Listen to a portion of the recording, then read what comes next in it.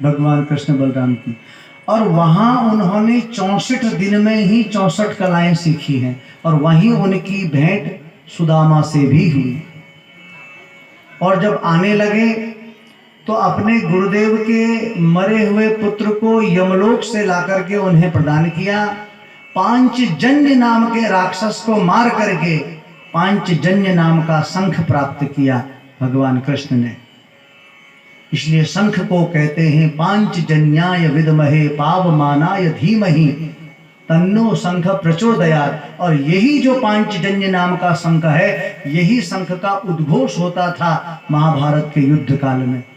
यही युद्ध का समय था और यही युद्ध का अंत था। शंख का नाद पांचजन्य जो हमेशा भगवान के हाथ में रहता है।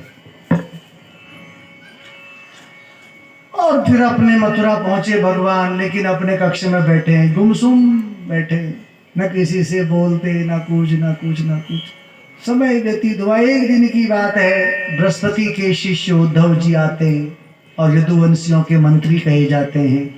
तो आज वसुदेव ने उद्धव जी से कही, अरे उद्धव तुम्हें क्या बताएं, जब से कन्हैया आया है गुरुकुल से, और पूरे मथुरा में चर्चा है, न किसी से बोलता है, न कुछ। एक बार तुम जाकर के पूछो ना। अब उद्धव ज्ञानी तो हैं, बृहस्पति के शिष्य हैं। तो उद्धव पूछते हैं कन्हैया से कि अरे कृष्ण, तुम्हें मथुरा में कोई तकलीफ तो नहीं है? और पूरी मथुरा में यह चर्चा है कि कृष्ण किसी से बोलते नहीं, कुछ नहीं, कोई तकलीफ है तो बता। तब भगवान कहते हैं, उद्धव मोहि ब्रज बिसरत नाही, हंस सुता को सुंदर कलरव और कुंजन की छाही। उद्धव मोहि ब्रज बिसरत नाही। उद्धव, मुझे अपने ब्रजमंडल की बहुत याद आती है। बोले मैंने कितना अपराध किया उन गोपियों के साथ। मुझे एक छींक आती थी, जिस दिन मैं दूध नहीं पीता था तो मेरी माता पूरे क्षेत्र के वैद्यों को इकट्ठा कर देती थी। और उन गोपियों के साथ जो मुझे अपना प्राण मानती थी, अब मैं उनसे कहा कि शीघ्रम आगमष्यामि, लेकिन आज इतना समय हो गया। उद्धव, मुझे उनकी याद आती है, क्या उन्हें भी मेरी याद आती होगी? इसलिए उद्धव, तुम एक काम कर दो, तुम ब्रजमंडल चले जाओ और ब्रजमंडल जाकर के मेरी उन गोपियों को थोड़ा समझा दो कि कृष्ण में अपना चित्त लगाना छोड़ दो और केवल उस निर्गुण ब्रह्म की उपासना करो, उस निर्गुण ब्रह्म की उपासना।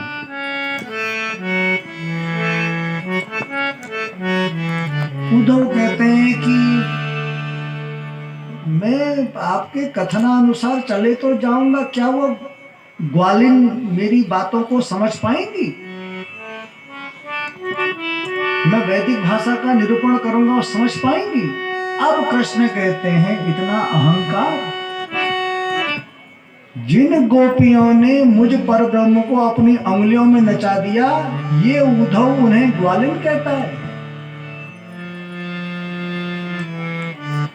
अब उद्धव से कहा, उद्धव तुम जाओ तो सही एक बार। बोले मैं अभी सवेरे जाऊंगा, उनको समझा करके आ जाऊंगा महाराज। बोले जाओ।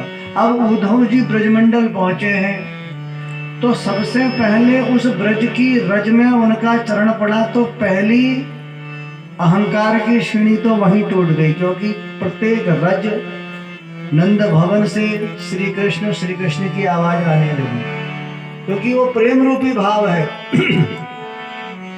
उस प्रेम में अहंकार नहीं है। यहाँ ज्ञानी है उद्धव, लेकिन अहंकार का पुट है। ध्यान देना, ज्ञान में प्रेम भी होना चाहिए, अहंकार का नाश होना चाहिए। केवल प्रेम रूपी ज्ञान ही भक्ति का समायोजन करता है। ज्ञान रूपी अहंकार ये भक्ति को निकृष्ट कर देता है। प्रेम रूपी भक्ति हो, ज्ञान रूपी भक्ति हो, और उसमें प्रेम हो, वो भक्ति का समायोजन करता है, कृष्ण का समायोजन, प्रेम रूपी धारा का समायोजन।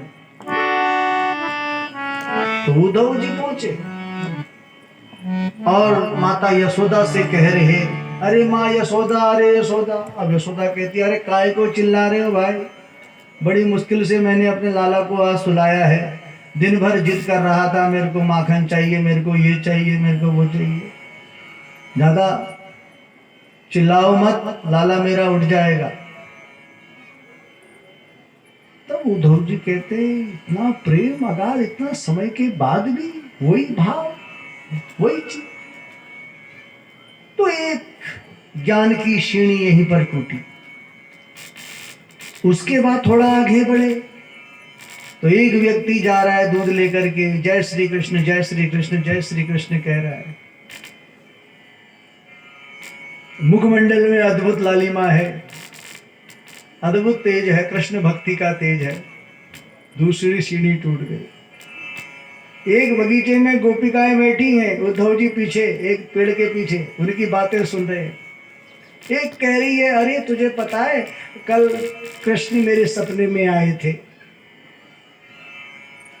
और अनेक अनेक प्रकार की वार्ता कर रहे थे, अनेक अनेक प्रकार की वार्ताएं चल रही थी। एक कहने लगी कि स्वप्ने पश्यन्ति या कांतम धन्या सा सखियो सिताः, कि अस्माकं तु गते कांते गता निद्रापि वैरणी।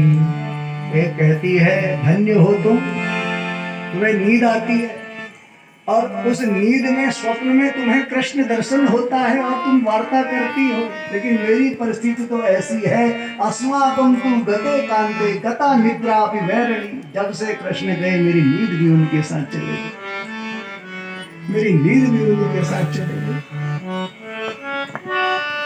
और इस सबको सुन, इतने में भौरा आता है, भौरा बड़ा सुंदर भाव है और शास्त्रकारों ने इसको वेणु गीत का है, वेणु गीत, लेकिन समय भाव के कारण संस्कृत में गा नहीं सकते, थोड़ा भाव समझिए। वो भौरा आ रहा, जैसे भौरा अपनी आवाज देता है ना, कैसे गुर्र गुर्र करके, तो वो भौरा जब उन गोपियों के बीच में मंडरा रहा है, तो वो गोपियां उस भौरे से बात कर रही हैं। बड़ा सुंदर भाव। मधुपक्ति तव बंधो मां स्प्रांग सपत्न्यः कुच विलुलितमालः कुमकुमम मश्रुभिर्नः। अर्थात उस भौरे के थोड़ा एक जगह पर कुछ कुमकुम लगा था, तो वो गोपियां कहती हैं, अरे भौरे तू हमारे बीच में क्यों मंडरा रहा? मुझे लगता है कि तू उस कपटी कृष्ण का दूत है? अरे उस कपटी से जिसने प्रेम किया उसे धोखा मिला। क्या बिगाड़ा था बेचारे बाली ने जो छुप करके उसको तीर मार दिया? क्या बिगाड़ा था बेचारे मोरध्वज ने, अपने बेटे के सिर पे आरा चलाना पड़ा? क्या बिगाड़ा था? अरे कपटी भ्रमर, हरिश्चंद्र ने प्रेम किया, अंत में सब कुछ उसको देना पड़ा। अरे कपटी भ्रमर, इस कृष्ण से जिसने प्रेम किया उसे धोखा मिला। लेकिन भौरा हम सत्य कहती हैं, इतना सब कुछ कहने के बाद भी हम उसे भूल नहीं पा रही। अरे भौरा हम सत्य कहती हैं, इतना सब कुछ कहने के बाद भी हम उसे भूल नहीं पाती हैं। एक गोपी बोली, तुम कपटी कह रही हो, ये भौरा ने जाकर कहीं कन्हैया को बोल दिया। दूसरी गोपी हाथ जोड़ के बोलती है, अरे भ्रमर, हमने जो कुछ भी तुमसे कहा, तुम मथुरा में कृष्ण से मत कहना, क्योंकि उनका स्मरण ही तो हमारे जीवन का आधार है। उन्हें तकलीफ ना पहुंचे, इसलिए हम हाथ जोड़ते हैं। उद्धव जी का ज्ञान बिल्कुल जल हो गया, शून्य, कहाँ ब्रह्म ज्ञान। हिम्मत नहीं जुटा पाए गोपियों के चरण को छूने की। दूर से प्रणाम किया, मैं यदुवंशियों का आचार्य उद्धव, मैं कृष्ण संदेश लेके आया। वो कहते हैं कि मुझ में अपना चित्त मन लगाना छोड़ दो, केवल उस परमात्मा परब्रह्म की उपासना करो, अपने मन को वहां लगाओ। एक गोपी टेढ़ी नजर से देखती है, कहती है उद्धव मन न भयो 10-20, एक हतो सो श्याम संग लाग्यो, अब को आराधे ईश। अरे मन कोई 10-20 तो है नहीं जो तुम्हारे निर्गुण ब्रह्म में लगा दे, एक ही मन था और वो कृष्ण के साथ गया। हमारा कृष्ण ही सगुण है, हमारा कृष्ण ही निर्गुण है। और उद्धव तुम क्या समझते हो हम कृष्ण मिलन के लिए रोती हैं? यहां से मथुरा कोई ज्यादा दूर थोड़ी है, हम दिन में 10 चक्कर लगा सकती हैं। लेकिन हमारी भी प्रतिज्ञा है कि आश्लिष्ट व पादर, चाहे हमें श्री कृष्ण हृदय से लगाकर पीस डालें, पाद रताम पिनष्टुम, चाहे कृष्ण हमें हृदय से लगाकर पीस डालें, चाहे ठोकर देकर के हमें निकाल दें, जीवन पर्यंत हमसे ना मिलें, हमें तड़फाते रहें, उनकी जैसी इच्छा हो वैसा करें, चाहे वो जीवन में ना मिलें, उनकी याद में रोते रोते हम अपना जीवन निकाल देंगी, लेकिन सिवाय कृष्ण के किसी और को नहीं चाहेंगी। हमारी भी प्रतिज्ञा है कि हम सिवाय कृष्ण के किसी को नहीं, उनका स्मरण ही हमारा आधार है। तो उद्धव तुम हमें ये ज्ञान की बातें मत बताओ।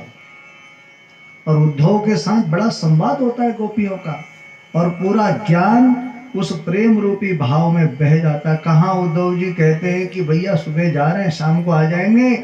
आज 6 महीने हो गए उद्धव को ब्रजमंडल में, 6 महीने। यह है ब्रजरज की जो ब्रज का भाव है, वो ये है, मानुष हो तो मैं रसखान। ये मुगल बादशाह का एक सेनापति ब्रजमंडल में आए और जब यहाँ भ्रमण किया इन्होंने, उस ब्रज की रज का जो आश्रय लिया है, तो ढूंढते ढूंढते वहाँ के बादशाह आए। तो रसखान ने कहा महाराज अब तो मैं यहीं, और अब तो मैं यहीं का रह गया, अब मुझे इसको छोड़ के कहीं जाना नहीं है। ऐसी ब्रजमंडल की महिमा है जहां पर प्रेम प्रकट होता है, बताने की जरूरत नहीं मां। ऐसी दिव्य महिमा। तो गोपियां कहती हैं कि तुम हमें निर्गुण ब्रह्मा का उपदेश दे रहे, हमारा कृष्ण ही सब कुछ है, और ना मिले हमसे। कन्हैया कन्हैया